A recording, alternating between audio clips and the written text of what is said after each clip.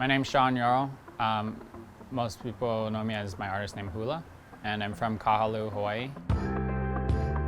I made my way into the street art world through these murals that I paint on the ocean water, basically balancing on my stand-up paddleboard and painting along the walls. And I kind of developed this concept while I was in New York and used my Hawaii background and just my love for surfing, and I grew up a surfer.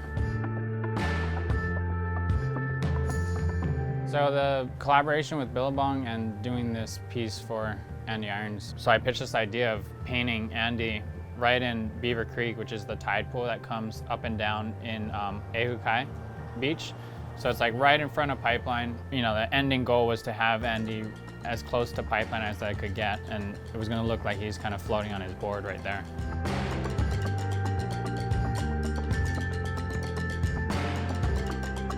It was just really fun. The rain kind of came down and we had to put some tents up, but being back there and painting right on the beach, right next to a pipeline was such a surreal feeling.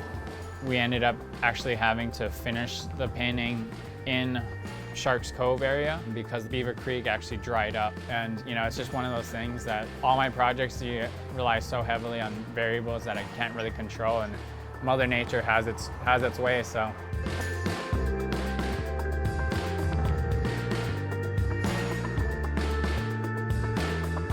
Lindy and Axel came down and we presented it to them on the final day of the Pipe Masters.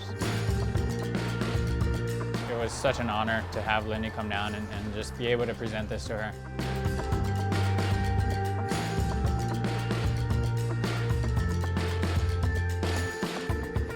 With my paintings, I always kind of finish them off with these markings, and it just kind of throws a unique twist on them, and I think every portrait is always a unique adventure.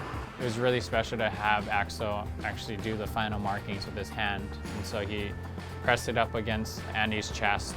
It was such a beautiful moment to just see him kind of connect with his dad.